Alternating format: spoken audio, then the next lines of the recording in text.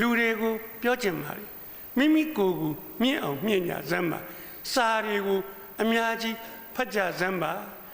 အရင်ကလည်းဖတ်နေပါလိမ့်မယ်အခုလည်းဆက်ပြီးတော့စားတဲ့တဘိုးတိုးပြီးတော့ဖတ်ကြပါနေ့စဉ်နဲ့အမျှမြင့်တဲ့မြင့်လာပါလိမ့်နောက်တစ်မျိုးကကိုမြင့်ခြင်းစာဖတ်ခြင်းနဲ့မြင့်တင်ပါစိတ်ကောင်းရှိခြင်းဖြင့်မြင့်တင်ပါမစ္စာရီဖတ်ရင်တော်မှာပေါ့စိတ်ကောင်းမရှိရင်တော်ပြီမဲ့လို့မမြင့်ပါဘူးတော်ပြီးတော့အကျင့်မကောင်းရင်အဲ့ဒီလူတွေကလောကအတွက်ကောင်းကျိုးမရှိအန္တရာယ်တောင်ပေးနိုင်ပါတယ်လူတိုင်းကိုပြောချင်ပါတယ်စိတ်ကောင်းရှိပါ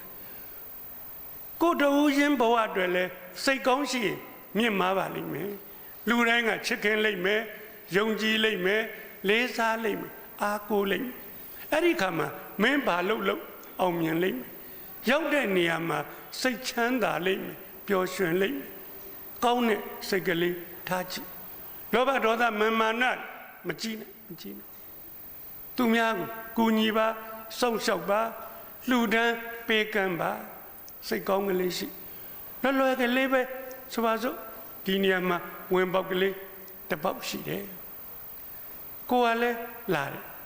သူကလည်းဟိုဘက်ကလာတယ်သူကခြေလန်းတလန်းဥနေတယ်အဲ့ဒါကိုလှမ်းကြည့်ပြီးတော့ကိုကသူ့ရဲ့ဥအောင်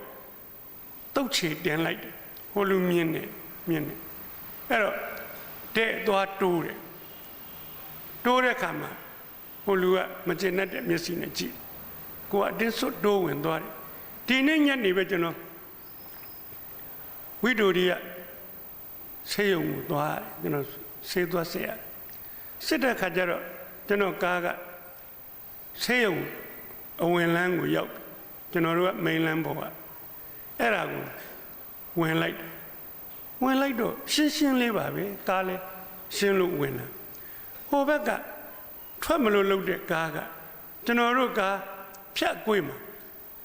ထွက်ချင်းအရှိန်ပြင်းစွာမောင်းပြီးတော့ကျွန်တော်တို့ကားရဲ့နဘေးကိုဝင်တိုက်မဲ့ပုံမျိုးနဲ့ကိုမောင်းတာပဲရက်ကျွန်တော်တပည့်ရက်ပေးလိုက်ပါတယ်ဩလူတွေစိတ်ထားလေညံ့လိုက်တာစိတ်မကောင်းပါဘူးကျွန်တော်သူ့စိတ်မကောင်းပါဘူး तू ကဥနေရင်လဲထားပါတော့ဥလည်းမဥရှင်းလို့ဖြတ်နေတဲ့ကားကိုအတင်းအရမလူကျွန်တော်တို့ကလည်းမခံကျင်စိတ်နဲ့လူတယ်ကွာဆိုတော့တိုက်မှာပါပဲဘာဖြစ်လို့များ